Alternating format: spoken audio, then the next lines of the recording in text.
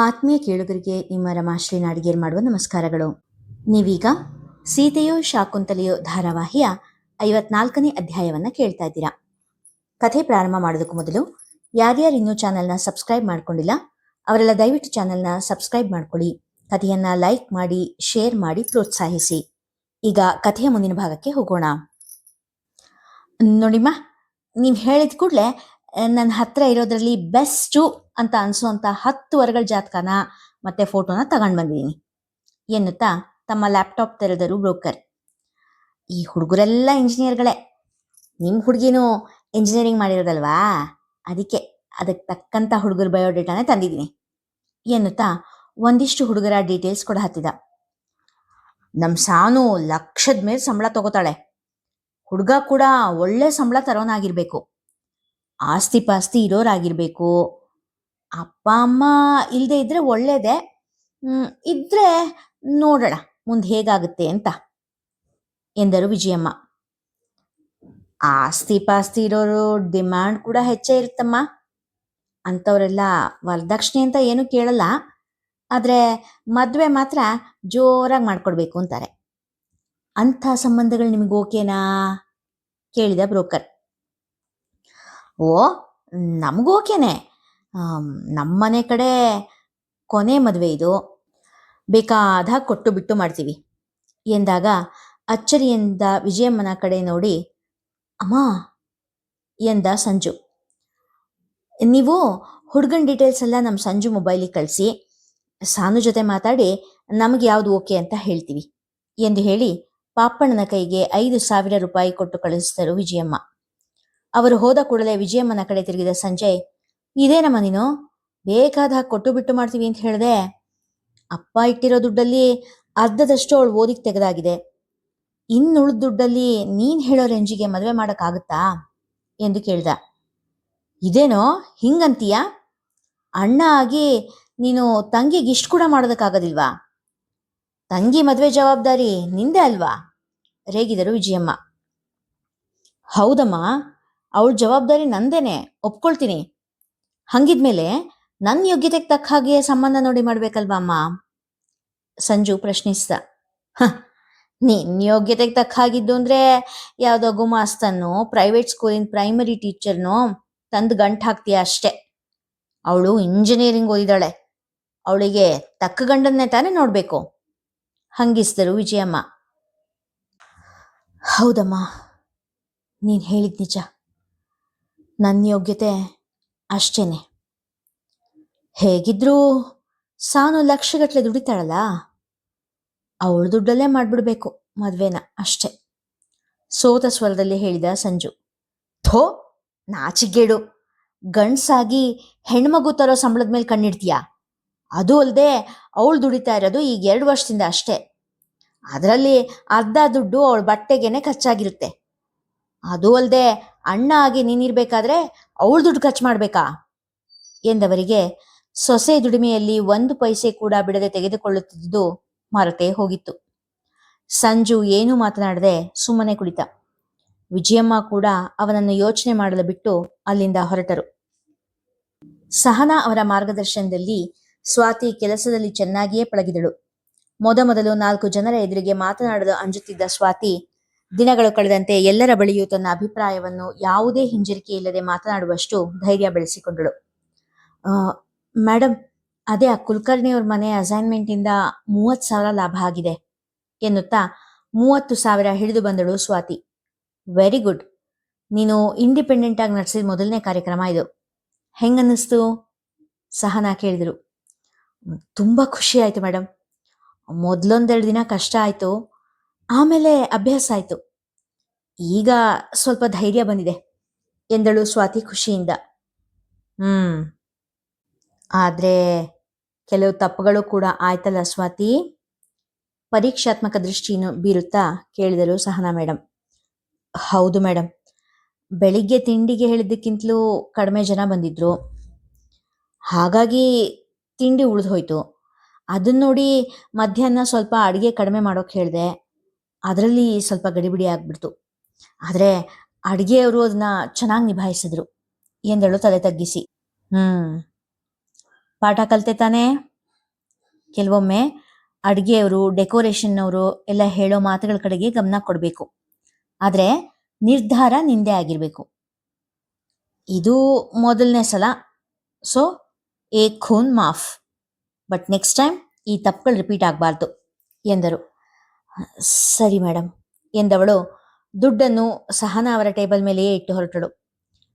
ಸ್ವಾತಿ ಬಾ ಇಲ್ಲಿ ಎಂದು ಕರೆದು ಆ ದುಡ್ಡನ್ನು ಅವಳ ಕೈಯಲ್ಲಿಯೇ ಇಟ್ಟರು. ಇದು ನಿನ್ನ ಶ್ರಮದ ಫಲ, ನಿನಗೇ ಸೇರಬೇಕು. ಇನ್ನು ಮುಂದೆ ನೀನು ಸ್ವಂತ ಕಂಪನಿ ತೆಗೆದು ಕೆಲಸ ಶುರು ಮಾಡು ಎಂದರು.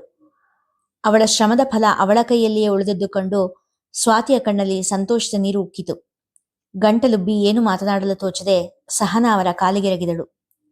ನಿನ್ನ ಎಲ್ಲ ಕೆಲಸದಲ್ಲೂ ನಿಂಗೆ ಶುಭ ಆಗಲಿ, ಯಶಸ್ಸು ಯಾವಾಗಲೂ ನಿನ್ನ ಸಂಗಾತಿಯಾಗಿರಲಿ, ನೀನು ಬೆಳೆದು ನಿನ್ನ ಜೊತೆಯವರನ್ನು ಕೂಡ ಬೆಳೆಸು ಎಂದು ಆಶೀರ್ವಾದ ಮಾಡಿದರು ಸಹನಾ ಮೇಡಮ್. ಅಮ್ಮ, ಇನ್ನು ಮುಂದೆ ನಿನ್ನ ಅವಶ್ಯಕತೆ ಸ್ವಾತಿಗೆ ತುಂಬ ಇದೆ. ಸೊ ಈ ಭಾನುವಾರ ನಾನು ನಿನ್ನನ್ನು ಸ್ವಾತಿ ಹತ್ರ ಬಿಟ್ಟು ಬರ್ತೀನಿ ಹೇಳಿದ ಸುದೀಪ. ಅದು ಹೇಗಾಗುತ್ತೆ? ಅತ್ತೆ ಅಲ್ಲಿಗೆ ಹೋದರೆ ನಂಗೆ ಕಷ್ಟ ಆಗುತ್ತೆ ದೀಪ್. ಅತ್ತೆ ಹೋಗೋದು ಬೇಡ, ಅವರಿಲ್ಲೇ ಇರಲಿ. ಸ್ವಾತಿಗೆ ಬೇರೆ ಏನಾದರೂ ವ್ಯವಸ್ಥೆ ಮಾಡ್ಕೊಳ್ಳೋಕೆ ಹೇಳಿ. ದೇವಿಕಾ ಉತ್ತರ ಕೊಡುವ ಮೊದಲೇ ಹೇಳಿದಳು ಜಯಂತಿ. ಏನು ಕಷ್ಟ ಆಗುತ್ತೆ? ಮಡದಿಯ ಮಾತಿಗೆ ವರ್ಷಗಳ ಬಳಿಕ ಪ್ರಶ್ನೆ ಕೇಳಿದ್ದ ಸುದೀಪ. ಇತ್ತೀಚಿನ ವರ್ಷಗಳಲ್ಲಿ ಮಡದಿಯ ಮಾತಿಗೆ ಬರೀ ತಲೆ ಅಲ್ಲಾಡಿಸುವುದನ್ನೇ ರೂಢಿ ಮಾಡಿಕೊಂಡಿದ್ದವ ಈಗ ಬಾಯಿ ಬಿಟ್ಟಿದ್ದ. ಅದು ನಿಮಗೆ ಗೊತ್ತಲ್ವಾ ದೀಪ್, ನಂಗೀಗ 3 ತಿಂಗಳು ತುಂಬಿದೆ. ಸೊಸೆಯ ಮಾತು ಕೇಳಿ ಸಂತಸಪಟ್ಟರು ದೇವಿಕಾ. ಹೌದಾ ಜಯಂತಿ? ಒಳ್ಳೆ ಸುದ್ದಿ ಹೇಳಿದ್ಯಮ್ಮ. ಡಾಕ್ಟರ್ ಹತ್ರ ಹೋಗಿ ಬಂದ್ರಾ? ಎಲ್ಲ ಆರೋಗ್ಯ ತಾನೇ? ಖುಷಿಯಿಂದ ಕೇಳಿದರು. ಮತ್ತೆ ಸಂದೀಪನ ಕಡೆ ತಿರುಗಿ, ಈ ಸ್ಥಿತಿಲಿ ಜಯಂತಿ ಒಬ್ಬಳನ್ನೇ ಹೇಗೆ ಬಿಟ್ಟು ಹೋಗೋದು ದೀಪು? ಜಯಂತಿ ಮೈ ಕಳೆದ ಮೇಲೆ ಸ್ವಾತಿ ಹತ್ರ ಹೋಗ್ತೀನಿ ಬಿಡು ಎಂದರು. ಮಗಳ ಬಳಿ ಹೋಗುವ ಅಭಿಲಾಷೆ ಇದ್ದರೂ ತಮ್ಮ ಕರ್ತವ್ಯದಲ್ಲಿ ಲೋಪವಾಗುವುದನ್ನು ಸಹಿಸರು. ಜಯಂತಿ, ನೀನು ಪ್ರೆಗ್ನೆಂಟ್ ಅನ್ನೋದು ನಿಂಗೆ ಯಾವಾಗ ಗೊತ್ತಾಯ್ತು ಎಂದು ಕೇಳಿದ ಸುದೀಪ್. ಇದೇನ್ರಿ ಹಿಂಗಂತೀರಾ? ಈಗ 1.5 ತಿಂಗಳ ಹಿಂದೆನೇ ಗೊತ್ತಾಯ್ತಲ್ಲ, ನೀವು ಬಂದಿದ್ರಲ್ಲ ಹಾಸ್ಪಿಟಲ್ಗೆ ಎಂದಳು ಅಚ್ಚರಿಯಿಂದ. ಅಲ್ವಾ? 1.5 ತಿಂಗಳ ಹಿಂದೆ ವಿಷಯ ಗೊತ್ತಾದ್ರೂ ಆ ವಿಷಯನ ಅಮ್ಮನ ಹತ್ರ ಹೇಳಬೇಕು ಅಂತ ಅನ್ನಿಸ್ಲಿಲ್ಲ ನಿನಗೆ. ಈಗ ಅಮ್ಮ ಸ್ವಾತಿ ಹತ್ರ ಹೋಗ್ತಾರೆ ಅಂದ ಕೂಡಲೇ ಬೆಕ್ಕು ಬುಟ್ಟಿಯಿಂದ ಹೊರಗೆ ಬಂತು. ನಿನ್ನಮ್ಮನ ಹತ್ರ ನಿನ್ನ ಖುಷಿನ ಹಂಚ್ಕೊಂಡೆ. ನನ್ನಮ್ಮ ಆಗ ನಿನ್ನ ನೆನಪಿಗೆ ಬರಲಿಲ್ಲ. ನಾನು ಕೂಡ ನೀನು ಯಾವಾಗ ಹೇಳ್ತೀಯ ನೋಡೋಣ ಅಂತಾನೆ ಅಮ್ಮಂಗೆ ನಾನು ಏನೂ ಹೇಳಲಿಲ್ಲ ಎಂದ ಸುದೀಪ್ ಗಂಭೀರವಾಗಿ. ಅದು ಹಾಗಲ್ಲ ದೀಪ್. ಜಯಂತಿ ಕೈ ಹಿಸ್ಕಿಕೊಂಡಳು. ಹಾಗೂ ಇಲ್ಲ ಹೀಗೂ ಇಲ್ಲ, ಅಮ್ಮ ಸ್ವಾತಿ ಹತ್ರ ಹೋಗ್ತಾ ಇದ್ದಾಳೆ ಅಷ್ಟೇ ಎಂದ ದೃಢವಾಗಿ. ಇದುವರೆಗೂ ಅಡುಗೆ ತಿಂಡಿ ಮನೆಯ ಹಾಗೂ ಮಗನ ಜವಾಬ್ದಾರಿ ಏನೂ ಇಲ್ಲದೆ ಆರಾಮಾಗಿ ಓಡಾಡಿಕೊಂಡಿದ್ದ ಜಯಂತಿಗೆ ಈಗ ಎಲ್ಲ ತನ್ನ ತಲೆಯ ಮೇಲೆ ಬೀಳುವುದನ್ನು ನೆನೆದೇ ಚಳಿ ಬಂದಿತ್ತು. ರೀ, ಅತ್ತೆ ಅಲ್ಲಿಗೆ ಹೋಗ್ಬಿಟ್ರೆ ಜನ ನಿಮ್ಮನ್ನು ಆಡ್ಕೊಳ್ತಾರೆ. ಗಂಡು ಮಗ ಇದ್ದು ಕೂಡ ಮಗಳ ಹತ್ರ ಕಳಿಸಿದಾನೆ ತಾಯಿನ ಅಂತ ಅನ್ಕೊಳ್ತಾರೆ ಅಷ್ಟೇ ಜಯಂತಿ ಸಂದೀಪನಿಗೆ ಹೇಳಿದಳು. ಆಡ್ಕೊಳ್ಳೋರು ಹೆಂಗಿದ್ರು ಆಡ್ಕೊಳ್ತಾರೆ ಜಯ್. ನನಗಿಂತ ದೊಡ್ಡೋಳಾಗಿರೋ ನಿನ್ನನ್ನು ಮದುವೆ ಆದಾಗಲೇ ಜನ ಆಡ್ಕೊಳ್ತಾರೆ ಅಂತ ನಾನು ಯೋಚನೆ ಮಾಡಲಿಲ್ಲ. ಇನ್ನು ಈಗ ಯಾಕೆ ಯೋಚನೆ ಮಾಡಲಿ ಎಂದ. ವಿಷಯ ತನ್ನ ಬುಡಕ್ಕೆ ಬಂದಾಗ ಜಯಂತಿ ಏನು ಮಾತನಾಡದೆ ತೆಪ್ಪಗಾದಳು. ಮತ್ತೆ ತಾಯಿಯ ಕಡೆ ತಿರುಗಿದ ಸುದೀಪ್, ಅಮ್ಮ, ನೀನು ಇವಳ ಬಗ್ಗೆ ಏನು ಯೋಚನೆ ಮಾಡಬೇಡ. ಪಕ್ಕದ ಮನೇಲಿ ಇವಳ ಅಮ್ಮ ಇರೋದು. ಅಮ್ಮಂಗಿಂತ ಚೆನ್ನಾಗಿ ಯಾರು ತಾನೇ ನೋಡ್ಕೊಳಕ್ ಸಾಧ್ಯ? ಇಲ್ಲಿ ಚಿಂತೆ ಬಿಡು, ಸ್ವಾತಿ ಕಡೆ ಗಮನ ಕೊಡು ಎಂದವನ ಮಾತಿಗೆ ತಲೆ ಆಡಿಸಿದರು ದೇವಿಕಾ. ನೋಡಮ್ಮ ಸ್ವಾತಿ, ಕೆಳಗಡೆ ಆಫೀಸು, ಮೇಲ್ಗಡೆ 2 ರೂಮಿನ ಮನೆ. ನಿಂಗೆ ಇಷ್ಟ ಆಯ್ತಾ? ಗುರುರಾಜ್ರವರು ಕೇಳಿದಾಗ ಖುಷಿಯಿಂದ ತಲೆ ಆಡಿಸಿದಳು ಸ್ವಾತಿ. ತುಂಬ ಚೆನ್ನಾಗಿದೆ ಅಂಕಲ್, ಆದರೆ ಇದಕ್ಕೆ ಅಡ್ವಾನ್ಸು ಬಾಡಿಗೆ ಅನುಮಾನಿಸಿದಳು. ಈ ಜಾಗ ನೋಡಿದ್ದು ನಿಮ್ಮ ಅಣ್ಣನೇ, ಅವನೇ ಅಡ್ವಾನ್ಸ್ ಕೂಡ ಕೊಟ್ಟಿದ್ದಾನೆ ಗುರುರಾಜ್ ಹೇಳಿದಾಗ ಸ್ವಾತಿ ಅಚ್ಚರಿಗೊಂಡಳು. ನಿನ್ನ ಅಣ್ಣನೇ ಎಲ್ಲ ವ್ಯವಸ್ಥೆ ಮಾಡಿದ್ದಾನೆ. ಅಷ್ಟೇ ಅಲ್ಲ, ಈ ಭಾನುವಾರ ನಿನ್ನಮ್ಮನ ಕೂಡ ಕರ್ಕೊಂಡು ಬರ್ತಾನೆ ಎಂದರು. ತನ್ನ ತಾಯಿ ತನ್ನ ಜೊತೆಗೇ ಇರುವರು ಎಂಬ ಮಾತು ಕೇಳಿ 100 ಆನೆ ಬಲ ಬಂದಂತೆ ಎನಿಸಿತು ಸ್ವಾತಿಗೆ.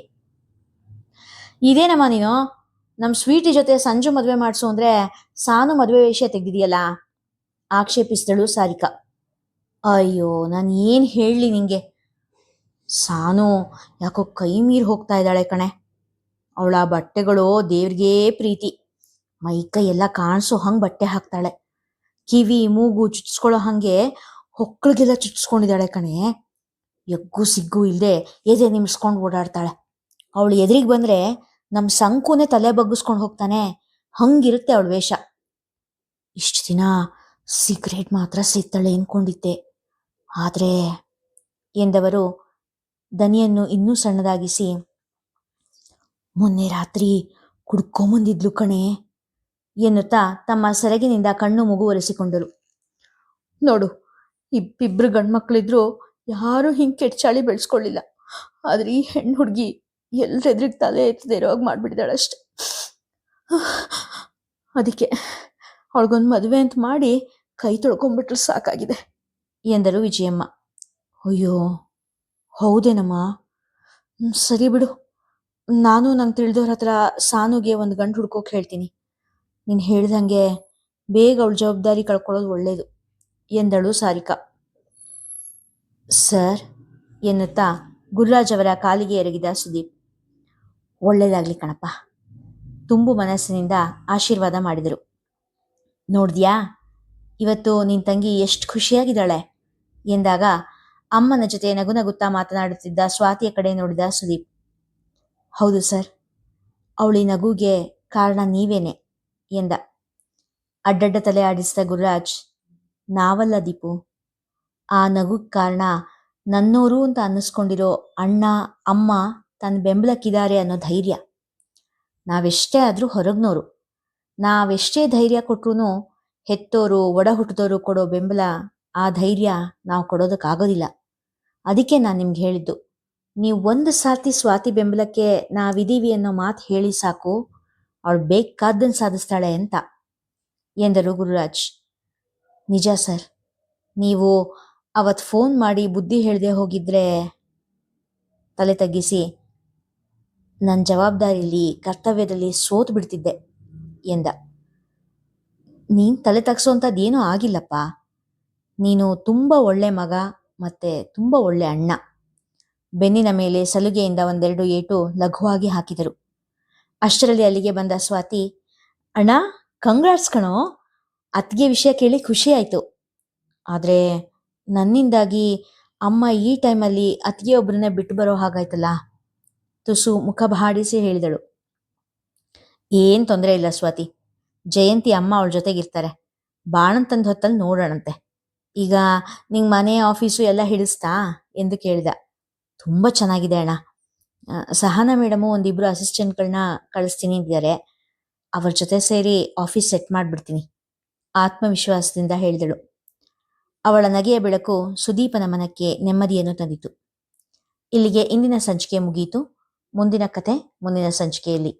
ಕಥೆ ಇಷ್ಟವಾಗಿದ್ದರೆ ಹೆಚ್ಚು ಹೆಚ್ಚು ಜನರಿಗೆ ಶೇರ್ ಮಾಡಿ, ಕಥೆಯನ್ನು ಲೈಕ್ ಮಾಡಿ, ಹಾಗೆ ಕಾಮೆಂಟ್ ಸೆಕ್ಷನಲ್ಲಿ ನಿಮ್ಮ ಅಭಿಪ್ರಾಯ ತಿಳಿಸಿ ಪ್ರೋತ್ಸಾಹಿಸಿ.